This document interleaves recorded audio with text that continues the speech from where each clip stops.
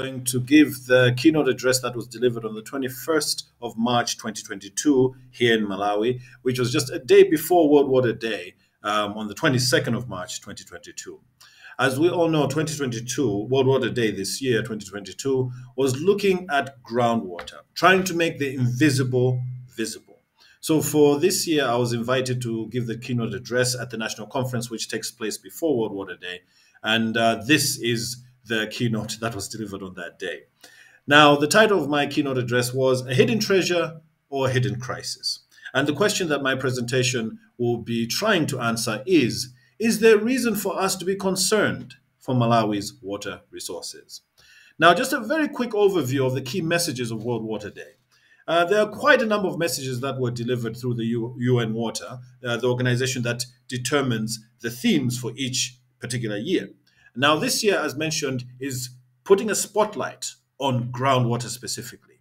Now, some of the key messages that came through, for example, were groundwater is invisible, but its impact is visible everywhere. Groundwater may be out of sight, but it must not be out of mind. These were some of the wonderful messages that UN Water came up with to sort of inform the theme. And these messages infected this year's World Water Day. If you're on Twitter, on Facebook, or Instagram, you saw these messages everywhere, that groundwater is invisible, but its impact is visible everywhere. But then the question really is, how do we make the invisible visible? And that is what my presentation is going to look at from the Malawian context. But before we jump into how we're going to make the invisible visible in the Malawian context, just some perspectives about groundwater at a global as well as national level. But let's start at the global level. What is the global perspective of groundwater in the world? Groundwater is such a central piece of human civilization that 99% of all fresh water that is not frozen is actually groundwater. And that's quite astounding. Now, and even further to that, 40% of all water that is used for irrigation actually comes from groundwater. And there's another statistic, which I believe UN Water also released, that 1/3 of all the water that is used by industry for manufacturing, production, is actually groundwater. But despite this dependence on this significant resource, 30% of the biggest groundwater systems in the world, the biggest groundwater systems or aquifers in the world, have already been depleted. Countries like India recently released a report. They have a groundwater bureau, a bureau that is dedicated to monitoring the groundwater. They released a report, I believe it was February of this year, that 31% of the wells in India experienced some kind of decline in their water table levels. Now, as much as this is a very alarming statistic, what we have to also add, the Groundwater Bureau in India, and I think this was for the central region of the district, actually reported that 69% of the wells in that area experienced an increase. So it's not just monitoring the decline of groundwater, but in India, they are monitoring also the increase in the water table in those areas. So this is just some snapshot of groundwater. It's a resource that we depend on globally as well, but it's experiencing a change in various parts of the world, a depletion of some kind. Now let's come home to Malawi. What is the picture of groundwater here? Is it the same globally? In the SADC region, according to the SADC Groundwater Monitoring Institute, 70% of the population within the SADC region depends on groundwater, 70%. But if we come to Malawi specifically, the National Statistics Office, that's a difficult word to pronounce, statistics, actually say that 62% of Malawi's population depends on groundwater. Now, what is that in actual numbers? We're looking at anywhere between 11 and 12 million people dependent on groundwater for drinking as well as general livelihoods. Now, in terms of the actual numbers, my organization as well as other organizations were involved in a monitoring exercise trying to look at the water points across the country, a national evaluation.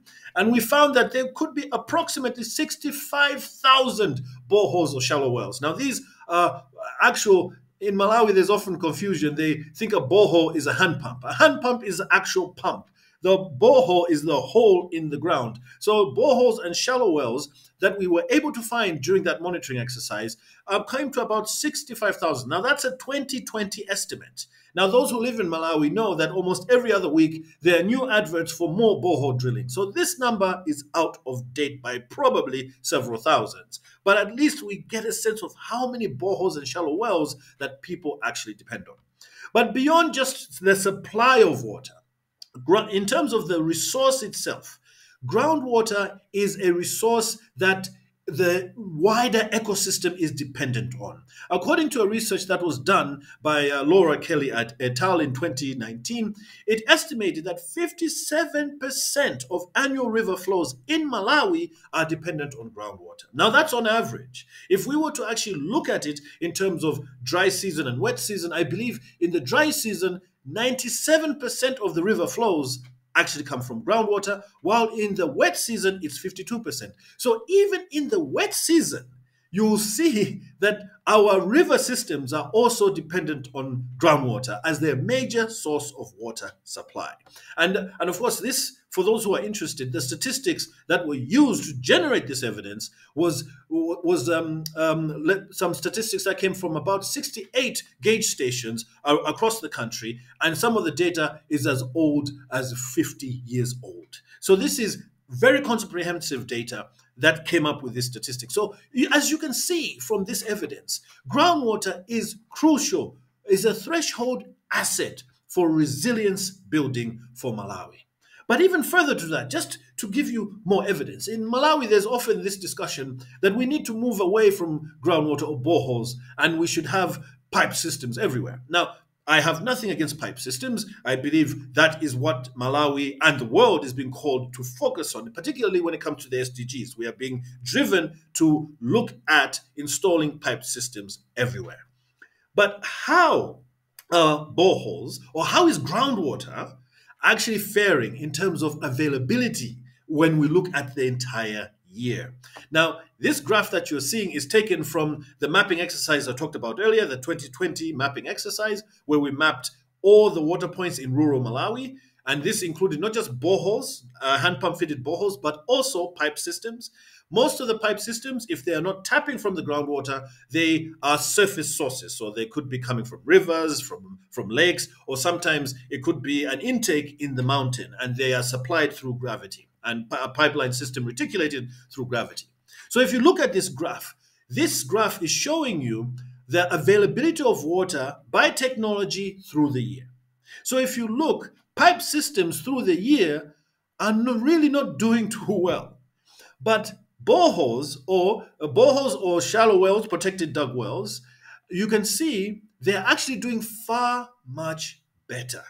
And for those who are wondering about proportionality, the total number, I believe, of if you look at proportionality, the total number of pipe systems the failed systems per year as a proportion of the total is actually far more, as compared to boreholes, which are far more in number, but less of them by proportionality are actually impacted by seasonality. Meaning there's a certain time of the year, particularly during summertime, obviously, there will be less water supply. But you can see groundwater is faring much, much better than surface water sources. So less than rivers, lakes, or intakes through pipe systems. So as much as people are saying we need pipe systems, we need to tap from rivers, we need to tap from the lake or other places or in the mountains, we are seeing that pipe systems, when it comes to seasonality, when it's in the summertime, they do not fare very well. So comparatively, groundwater, yes, may be impacted, but not as much as surface water sources. So this is just additional evidence to show you that groundwater is indeed a threshold asset for resilience building against climate change, as this piece of evidence is demonstrating. Now, as a country, especially from the mid-1990s, Malawi had a serious problem with water supply. There was about 50, if not less than 50% of the population had water. And as a result of this, and because of the understanding that we had massive amounts in terms of the groundwater resource, there's been a massive amount of drilling going on in the country. Now, as a recognition of groundwater being a threshold resource that we can tap into for resilience building. And there have been a number of examples of how we've been tapping into the groundwater to actually build community resilience. This image that you see here is a very common sight in many parts of Malawi. This is the AfriDev hand pump.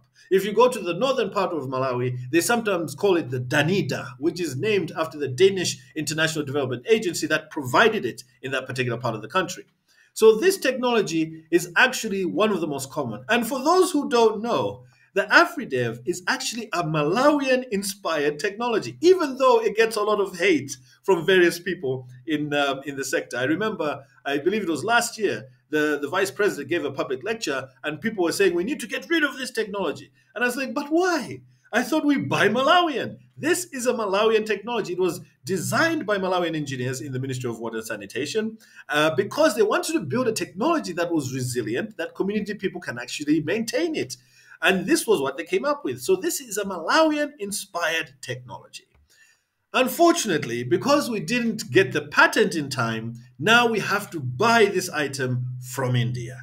But those of you who actually know the story in depth, please share it because I would like to understand what happened for us to lose the patent on this technology. So this is an extremely common technology. It is all over the country. You cannot miss it. The AfriDev hand pump, or the Danida, as it's called in some parts of the country. But the AfriDev hand pump, which is the most common communal source of water to tap into the groundwater, is not the only technology. Now, as part of this excitement with pipe systems in Malawi, we are now tapping into the groundwater and using solar power and pumping into tanks and reticulating. That is the new buzzword in Malawi, reticulation. And now we are coming up with very sophisticated technologies such as this one. During my keynote address, I gave examples. For example, Water Missions has installed systems like this in various parts of the country. Water for People has installed systems like this in particularly the southern part of Malawi, in Chikwawa, which has a serious problem of salinity. And they finally drilled one borehole and reticulated it to supply 4,000 people in a part of the country called district in Chikwawa, called an area in Chikwawa called Ngabu. So this is something that right now everyone is very excited, including the government of Malawi. The new minister of for the Ministry of Water and Sanitation has even said we need to put these everywhere. So now, again, we are depending on groundwater. And technologies as sophisticated as this one are becoming the technologies that people are using to tap into the groundwater. But also, besides these technologies, we also have groundwater resources that we are not harnessing enough. And I want to give an example of one, which are artesian wells. Now, for those who are not very technical, an artesian well is simply a type of spring where the groundwater in the subsurface is under a lot of pressures between two impermeable surfaces or rocks, and it's under so much pressure, so groundwater is seeping in but nowhere to come out. So when you punch a hole through that particular aquifer, the groundwater shoots out. So it's almost like a spring. Now, depending on the type of system you find, that artesian well can keep flowing, in some cases, forever. We were lucky to find an artesian well in Blantyre, which is further south from where I am right now. And this artesian well was drilled in 2007 by UNICEF and didn't stop flowing for 12 years. Imagine that, 12 years. And this picture you can see is the artesian well. They had no idea what to do with it, so they just put an AfriDev hand pump on it and they left it. And you can see it was flowing, it became corroded, but people were still taking water from there. In the time that it had been flowing, according to our estimates, the flow rate, meaning the amount of water that comes out of the borehole that is measured in liters per second, was 0.33 liters per second. That, or in other words, 1 liter bottle of water would be filled up in 3 seconds. That's how much water was coming out of this artesian well that we found north of Blantyre. In the 12 years it had been flowing non-stop, we estimate that it may have discharged between 130 and 150 million liters of water in that time. That's enough water to supply Blantyre City. Now, for those who don't know Blantyre City, it has a population of close to 1 million people. So that's enough to supply Blantyre City, a population of 1 million people, for 4 days from one single artesian well. Now, my organization worked on this artesian well to improve it, to try to maximize it. So we managed to install, we managed to expand some fish ponds that were already on the site. We installed 30,000 liter tanks. So that we put, there were three 10,000 liter tanks. So that the excess water could go into the tanks. We put a kiosk and also an irrigation scheme. And all of this from one location. So this is an aerial shot of the area. So those are the fish ponds. The yellow arrow is where the kiosk was going to be, and the tanks are where the red arrow is pointing, and so on. So we were able to maximize this, and we managed to stop the flow, because that is what Malawi's Water Resources Act calls us to do. And we managed to conserve 20 million liters of water that would have been wasted. Now, as of today, actually, this is obsolete. We are at about 35 million liters. 35 million liters that would have been wasted had we not capped this artesian well. But we maximized it, and we tried to create a closed system where no water was wasted. And as a result of this, we managed to increase the potential productive land in that area for irrigation from about 390 square meters to 21,000 square meters. That was the potential land that now the community can now maximize, because the water has been harnessed. Now, the Malawi government estimates that there may be about 33 of these all over the country, but we believe there are many, many more out there. Now imagine if we harness this groundwater resource, what could it do for community resilience? So these are a few examples of how groundwater is indeed a threshold resource for Malawi, through the examples that I've given you. But we have a question that we have to ask.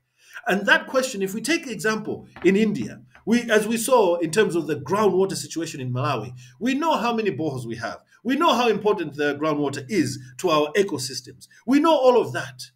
But can we, as a country, like India, actually report the condition of our wells, the condition of our groundwater, the condition of our water table? Can we do that as a country? In other words, as Malawi, can we, like India, do we know what is happening to our groundwater resource? And again, I give India as an example. They know 31% of the wells have experienced a decline and 69% have experienced an increase. They know it to that degree. Can we as a country also know what is happening to our groundwater resources? Let's see together. But before I talk about that, let me share a personal story. A few years ago, it might have been in 2015, I was invited to a meeting that was organized by DFID, now FCDO, and which was, of course, coordinated by UNICEF at the time. There was a massive project where the UK government invested millions, if not billions, of Malawi kwacha, millions of pounds and billions of Malawi kwacha, to actually improve the water supply situation in the country. They drilled close to, I believe, about 600, if not 700 water points. They rehabilitated thousands of boreholes all over the country as part of trying to increase access to water. It was a massive project, and a lot of organizations participated. The organization I worked for at the time was invited as part of an innovation grant. So I was giving a presentation. Now, during that meeting, there were government officials, various international organizations in the room, and I was about to give I finished my presentation, and but at the end of my presentation, I shared this graph. This is a graph of a monitoring well, one monitoring well in the southern part of Malawi, in a district, in a traditional authority or an administrative block called Ngabu. Now, this monitoring well, the purpose of it, which we'll talk about later on, is to monitor the levels in terms of the groundwater. Now, I found this particular graph. I got it from a Malawian and a Scottish student who worked together to produce this particular graph. And as you can see, what you are seeing is the groundwater level across time. That's what, if you look over here, GWMBGL is groundwater meters below ground level. That's what that means. And across here, you see across time. So you can see with time, the groundwater level is steeply declining. And I did a rough estimate, it's declining about a meter a year. I shared this graph in that meeting. And I said, should we be concerned about our groundwater resources? Because in that particular area, there was already a lot of drilling going on as part of the DFID, FCDO now, WASH program in that area. And I said, should we stop and reflect? should we probably pause to understand what's going on with our groundwater resources? A gentleman in the room stood up and said, thank you, Muthi, for your presentation. We are very aware of this situation, but we don't want this information to be shared because we don't want to alarm people. This particular sentiment shocked me because it's information that's being kept secret because they don't want to alarm people. But this is alarming and people need to know. And I found it very surprising that why would anyone want to keep this information away from people? I thought that this would trigger discussion in that meeting, but it did not. The meeting continued and people were talking about their targets. How many boreholes have you drilled? How many boreholes have you rehabilitated? And so on and so forth. And this was a moment for me because I was like, why aren't we not concerned about our groundwater resource? But what happened after that? Several years passed after that meeting. And in the time after that meeting, after I shared that graph, a lot has happened. In 2017, for example, and several years after that, there have been media reports suggesting that something is happening to our groundwater resource. Something. This is a headline that came out in 2017. It was the front page of the Nation newspaper in my country, one of the major dailies in my country. And as you can see, Malawi is drying up was the headline. And it wasn't just practitioners like myself saying that, but also government officials were saying the same thing, that something is happening. Malawi is drying up. Boreholes that used to run throughout the year were drying up. Rivers that ran throughout the year were drying up. Something was happening. But despite headlines like this, despite the graph that I shared with DFID UNICEF at the DFID UNICEF meeting, people still continued drilling. But this was not the only headline. In 2021, which was just last year, in April, this headline came out that billions were spent, and yet there was no safe water. 20,000 boreholes not functional had gone dry. And the report, this particular article, indicated that there was something happening with our water resources. And yet, adverts were still coming out, drilling more boreholes, rehabilitating more boreholes. This headline did not cause anyone to stop and think. What was happening despite these headlines? Drilling.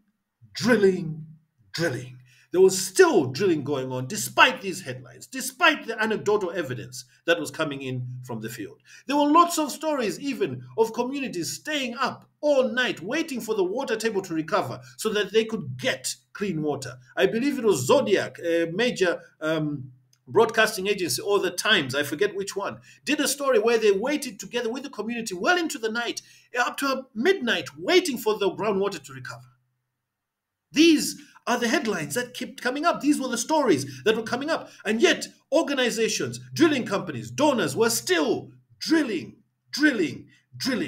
And even, but despite all this anecdotal evidence, despite all of this that we are seeing in the country, with the reports that we're getting from the media, with the reports that we're getting from different stakeholders, the interesting thing is, globally, there seems to be an impression that nothing is wrong. I found this particular graph on Twitter, and it was a very interesting graph because it came out as part of the commemoration of World Water Day and trying to make the invisible visible. And what you're seeing is groundwater decline or groundwater table decline across the country. Now, I want to call your attention to this one, the red one, which says extremely high, meaning if the groundwater is declining by more than 8 centimeters per year, that's an extreme decline. Now you can see we talked about India. Over here around this region, you can see some major decline happening there. For those who don't know where Malawi is, because most people confuse it with Mali, Malawi is around this area. Now you can see the color coding suggests that we have insignificant trend. But this is strange because we have information from one monitoring well suggesting that there's a major decline, probably averaging about a meter a year. We are seeing evidence, anecdotal evidence at that communities are saying that boreholes are drying up, rivers are drying up, and all these headlines are suggesting, and government officials have said that Malawi is drying up. And yet, for some reason, for those who don't know, this is from UNESCO. This is from a UNESCO Twitter account. Yet this UNESCO piece of evidence is suggesting that we have nothing to worry about. Where are these people getting this data? This is saying something else. So who do we trust? But despite that, I choose to trust what the communities are saying. I choose to trust the data that Malawi is having, that something is happening to our water resources. But what is it? Now, for us to understand what is happening to our water resources, we need data. We need information. We need some kind of numerical or qualitative information beyond the anecdotal to show us what is happening. And I'm going to give two examples of evidence that Malawi does have access to, but are we using them? The first piece of evidence that we as a country already have are drilling reports. And to talk about drilling reports, I'll talk about something that my organization does together with the Ministry of Water and Sanitation, and that is borehole forensics. Now, for those who don't know what borehole forensics is, just like forensics in TV shows where they investigate what caused the murder, with borehole forensics, it's the same thing. We try to understand what caused the hand pump failure, what caused the borehole to fail. It's the same idea, only applied to a borehole. Now, we have several major steps that are involved in that, and most of these major approaches come from Malawi's own standards. So we use Malawi's standards to understand what is happening to the borehole. Why is the borehole going dry? Or why is the borehole failing? So we did a process called borehole forensics in many parts of the country, and we have found out that there's something hidden underneath the surface. Now, when we look at a borehole, we look at what's on top. We only see what's on top. We never know what's hiding underneath the surface. So the work that we've done with borehole forensics has revealed a lot of things that were previously hidden. Now, what are these things? Now, using Malawi's own standards, particularly for a pumping test. Now, for those who don't know what a pumping test is, when you drill a borehole, you're supposed to conduct a pumping test. Now, basically, all you do is you take a submersible pump, put it in the borehole, you run a generator, and you try to pump water out of the borehole to see if the borehole runs dry. Theoretically, after 4 hours of pumping, usually it's supposed to, the borehole should still have water inside the hole, and the water table will naturally drop, but it has to stabilize at a certain point. Those who are into hydrogeology will understand this as the drawdown. That is from where you found the water table to where it actually drops and stabilizes. That difference is called drawdown. Now, when you are pumped, now the Malawi standard suggests that you need to pump for 24 hours, but normally people do it for 4 to 6 hours, especially if it's a hand pump for simple human consumption. Now, using the pumping test as a kind of proxy for passing or failing, we were able to conduct pumping tests on about 203 boreholes and counting. So 203 boreholes across the country underwent a pumping test. What were the results? The results show that 36 boreholes of the ones that we tested actually failed the pumping test. Now, the minimum standard for the yield, which is the liters per second I talked about earlier, is 0.25 liters per second. So if you put a submersible pump and set it to discharge water at 0.25 liters per second, the borehole should not go dry. But we found boreholes that went dry after less than 3 minutes. And remember, they're supposed to last 4 hours and to keep water in the borehole for 4 hours. So clearly, it failed. And the question then becomes, how is it that these boreholes were allowed to be commissioned? Why were they given to people when they were not meant to be? Now, in terms of statistics, this means now, of course, this was a small sample, but imagine if 1 in 5 boreholes across the country actually were not supposed to be commissioned. Now, remember the 65,000 boreholes I talked about and counting? That is 13,000 boreholes that should have never been handed over to communities. Because if it fails the test, they must not be handed over to communities. Now, we did this. Normally, when we do this test, we just do the test and we keep the data. But last year, we did something special. We took the data and we went back to the community. And we asked them, we showed them the data, we explained what the data meant. Because in this particular community that we went to, it turned out that every time they pumped the borehole for 30 minutes or an hour, the borehole will run dry. And this is why the pumping test is important, because if you do a proper pumping test, you will know if the borehole will run dry if people start using it. So when we showed the community the data, and this was a community in Chiradzulu, when they saw the data, when they understood the data, the communities had something to say. And this is a message to all of us practitioners, politicians, practitioners, NGOs, donors. This is a message from the community to all of us. This is what the community said. They made us dance for nothing. This is what the community women said. These were the women. In case you're wondering, what did they look like? This is the face to the words.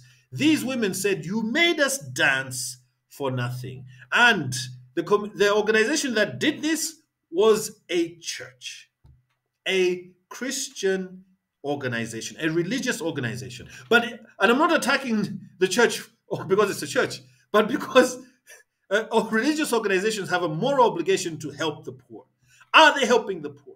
But this is the same with almost everyone. It's politicians, it's mosques, it's churches, it's NGOs, it's everyone who claims to be helping the poor, and they're giving them a substandard service. We made them dance for nothing. I want that to remain with you. Now, one of the things we tried to do was all the boreholes, the 203 I talked about. We have been trying, actually not 203, about 30 of them. We've been trying to find the drilling reports for those 30 boreholes. And those 30 boreholes are in Chiradzulu district, one of them being this one that you're seeing in this picture right here.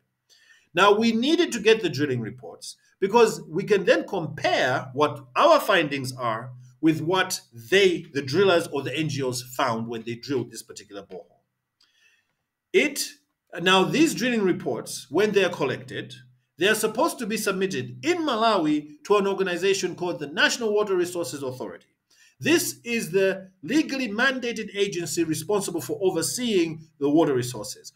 Organizations, drillers are supposed to get licenses from this organization, and when they drill a borehole, they're supposed to bring the drilling report for that particular borehole, so that the NWRA, for short, collects all that information, collates it, and it paints a picture of the groundwater resource. Because in the drilling report, we collect information like static water level, where did they find the water table, we collect water quality information, we collect information about geology of the area, and so on and so forth. So all that information is valuable because then it can be brought together and give a general picture of our groundwater resources or the hydrogeology of this country. Now, we went to NWRA and said, could you give us the drilling reports for these 30 or so boreholes that we want to do an assessment? So we went to NWRA, and it turns out they have a monumental number of drilling reports that have been submitted to them. The number is so monumental, it's unbelievable. It's magnifique. That number is 1. There is only 1 drilling report out of the 65,000 drilling reports, the boreholes that have been drilled across the country. 1. Now, some of you will say, but then, how is it possible? The regulator must not be serious. NWRA must not be serious. Well, trust me, when we found out that NWRA did not have the drilling reports, we went to the donor agency, we went to the drilling company, we went to the NGO that drilled, or organization that drilled those boreholes there. And we have tried for 18 months to get a drilling report. We've tried 3 times to get drilling reports. We've called, we've emailed, and we've gone physically for meetings to ask for the drilling reports. In one particular case, I will not divulge whether this was a driller or an NGO or a donor, but this particular entity, when we went to get the drilling report, the response was, and I quote, "We need to consult our government before we give you the drilling report." This is a drilling report that is legally Malawi's. It is Malawi's water assets, and we have, whether it was a donor, an NGO, or a drilling company, refusing to give because they need to consult their government for something that belongs to Malawi. So as much as we can say NWRA is not serious, the reality is we are not submitting our drilling reports. If you're an NGO that has drilled in this country, you have not submitted the drilling reports if you're working in Malawi. And you're putting this country at risk.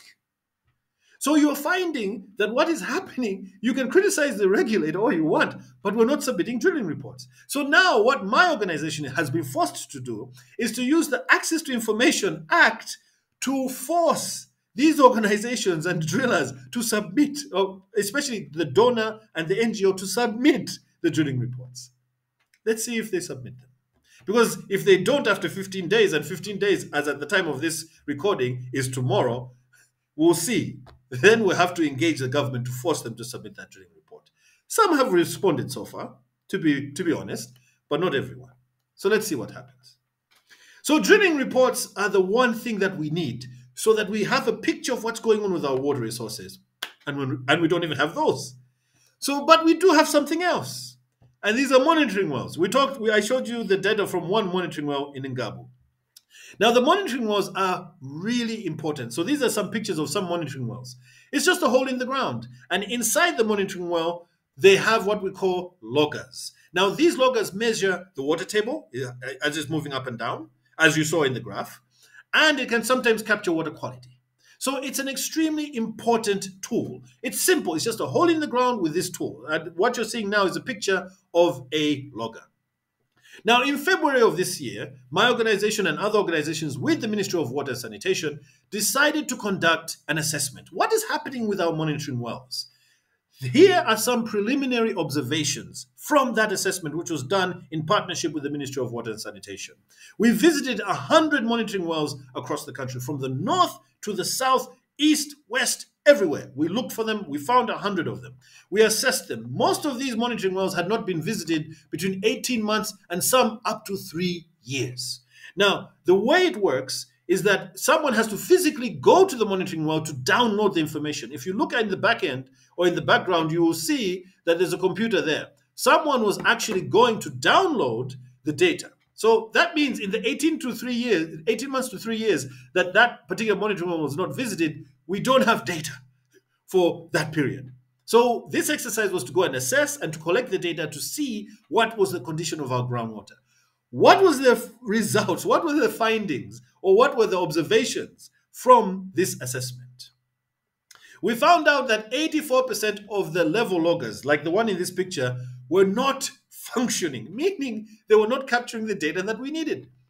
And in the locations that we visited, 65% of the communities had no idea what these monitoring wells were for. In fact, in one particular community, the government team that went to visit one particular community in the central region of Malawi, they were chased by the community. They said, what do you want? Zibita, go away.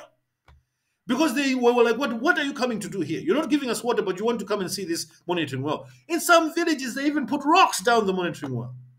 And some had been damaged because of neglect, nobody going to monitor. So 65%. And this is the impact of communities not being sensitized on the importance of the monitoring well.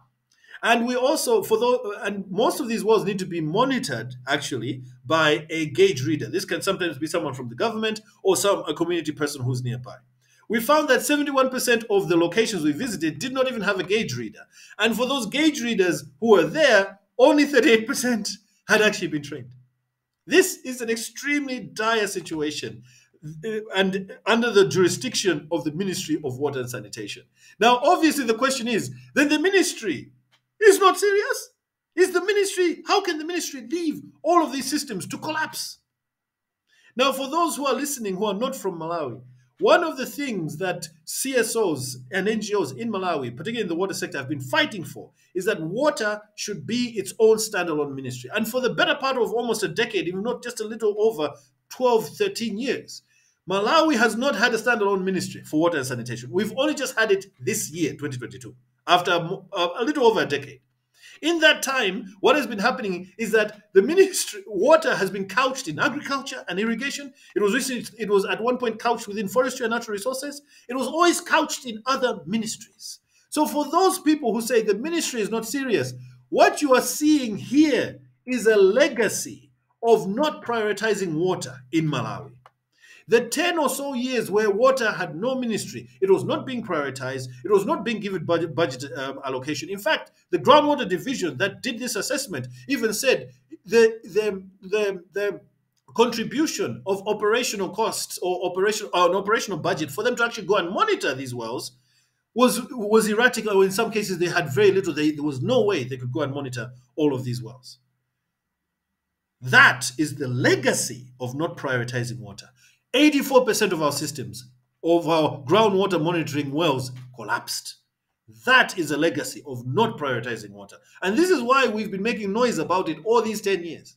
And finally we have one. It's only about 2 months old. But now we'll see if there will be improvements. But this is one of the first activities that the ministry has taken on to try to understand our water resources. So we can say the ministry is not serious, but as a country, Malawi as a country has not prioritized water in the last 10 years. Let's hope that with the new Ministry of Water and Sanitation, that will improve.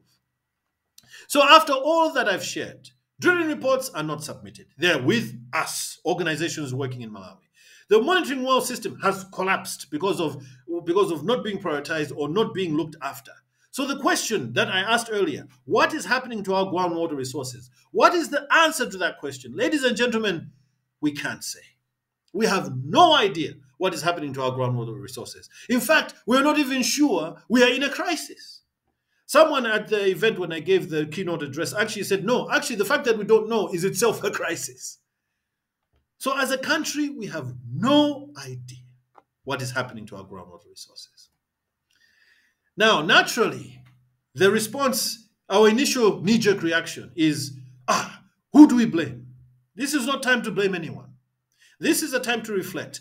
What we should have done actually in 2015 when I shared that graph, what we should have done at that time was reflect on what does this mean and not just continue drill, drill, drill. This is a time to reflect. This World Water Day 2022, when we're trying to make the invisible visible, we have the tools to make that happen. The drilling reports, this is meant to help us make the invisible visible. The monitoring wells are meant to help us make the invisible visible, and yet we're not utilizing them. This is not a time to blame. This is a time to reflect and to say, how do we move forward?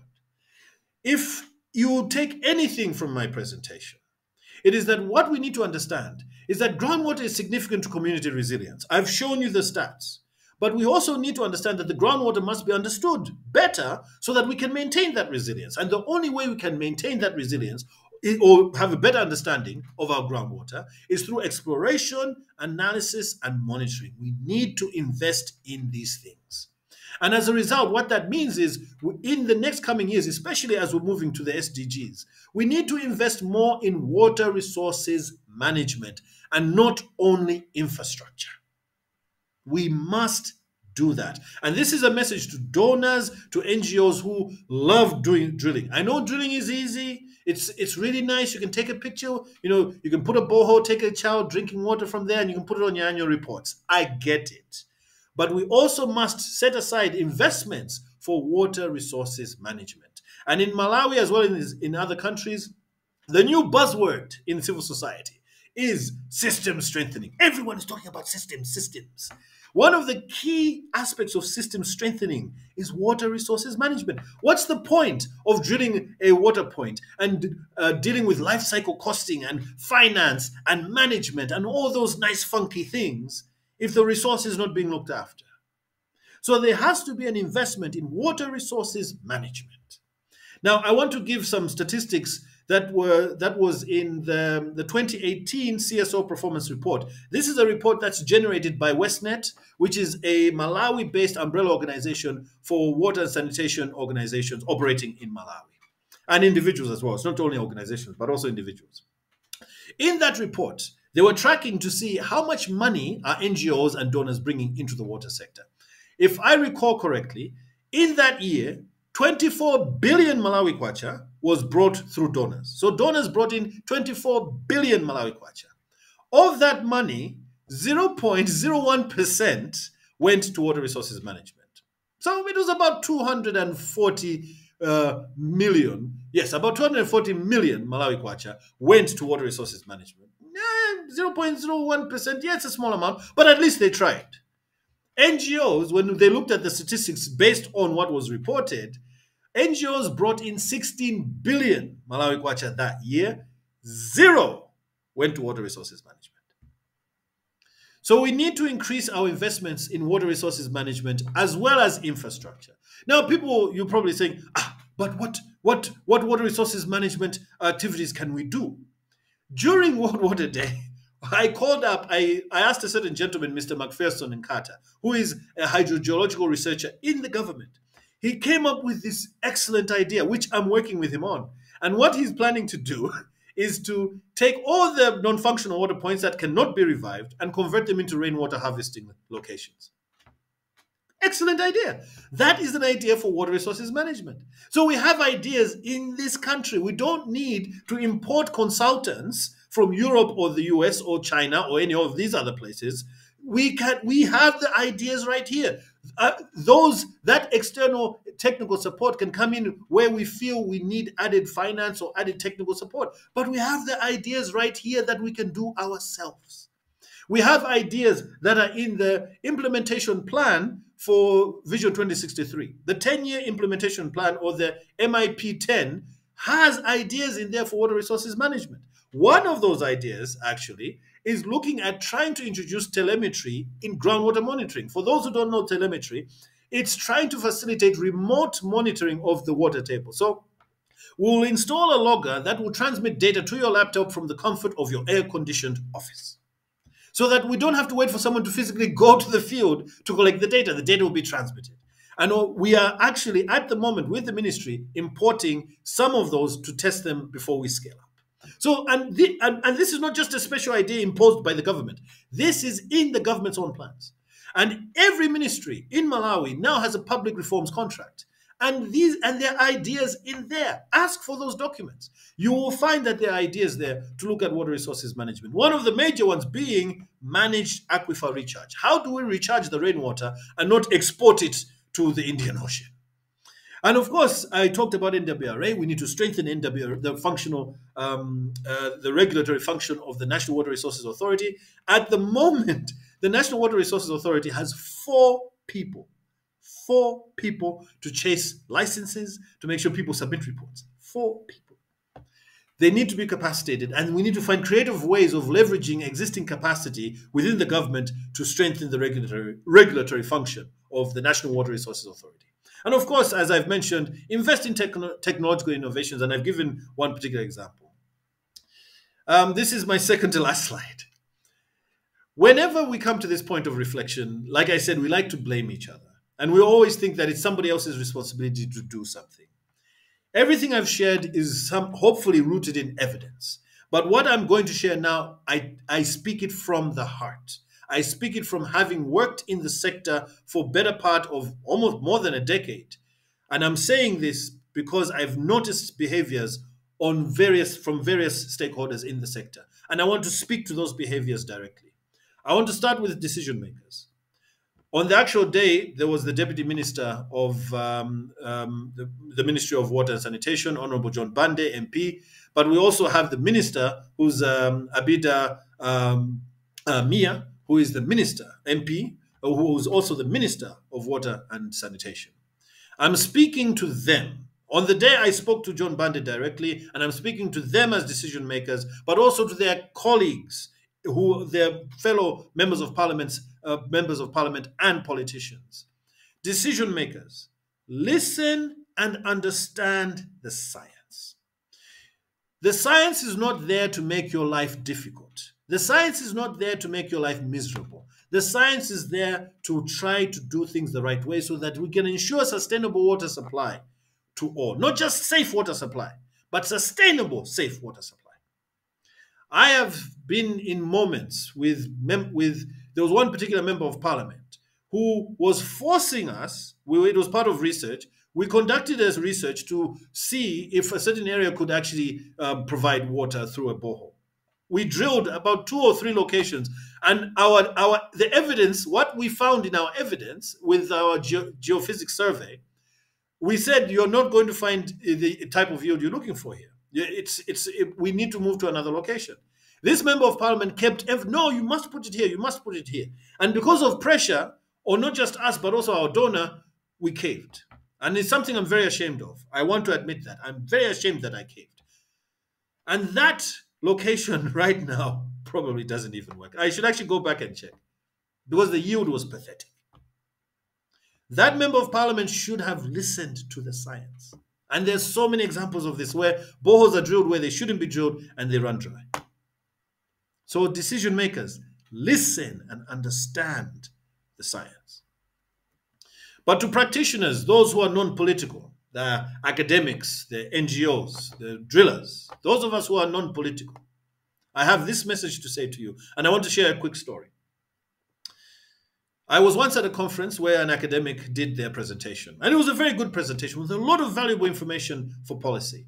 And this particular academic said, I posed a question to this academic, and I asked the academic, have you shared your information with decision makers? Because it's valuable information. And this academic responded, it is not my responsibility to go to the decision makers with my data. The decision maker must come to me. Pride, elitism. As practitioners, we must speak up and engage more often. I am telling you, I've lost count of how many times I've met ordinary people, and after speaking to them for 5 to 15 minutes, they feel they deserve a certificate of participation in groundwater management. Because there are things I've told them about their groundwater that they had no idea about, and they keep asking, how come I don't know about this? It's because us as practitioners, we don't speak up. Sometimes we say we're afraid of politicians. Hey, andale. But at what cost? We must speak up and engage. Even if it means engaging with Andaleo, we must engage and share the information. Because of what point is it that we are saying we are afraid to engage because of politics? And then our water resources is depleted. Are we going to blame politicians then when we're failing to find water? So everyone has a role to play. Decision makers must listen to the science, but practitioners must also speak up. And if I also might add, this came up during the conference. Practitioners, let's simplify the science so that people like decision makers who may not be scientists or the general public who might not be aware about the science or well versed with the science, they can also understand so that they know what they need to do. So everyone, these are the behaviors that each of us must take on. In closing, I want to leave with you, someone accused me after I presented this that why did you pick a Pan-African quote? And I said, okay, I'll try to look for one. But I think this one is still ideal. It's one of my favorite quotes from William Shakespeare. It's from his play Julius Caesar. And it's an exchange between Brutus and Cassius just before they were going to be killed. They were being chased down. And this was the line. And I always remember it whenever I am in front of an opportunity or times are changing. There's a tide in the affairs of man, which, taken at the flood, leads on to fortune. Omitted all the voyage of their life is bound in shallows and in miseries. On such a full sea are we now afloat, and we must take the current when it serves, or lose our ventures. What does all this flowery English mean? It means this is our chance. This is it. We either take advantage of this opportunity, or the opportunity will be gone and our fortunes will be lost. Now we know that we don't know anything about our water resources. This is an opportunity to now come together as stakeholders, each doing their part to try to improve our knowledge about our water resources, our monitoring, our analysis and understanding of our water resources, so that we can have a better water future, not just for ourselves, but for future generations. Thank you for your attention, and I hope you enjoyed that keynote address. If you have any questions, please drop them in the comment section below of this YouTube video. And thanks to the Water Services Association of Malawi, as well as the Ministry of Water and Sanitation, for inviting me to speak at the World Water Day on 21st March 2022. And yes, let's keep trying to make the invisible visible. Thank you.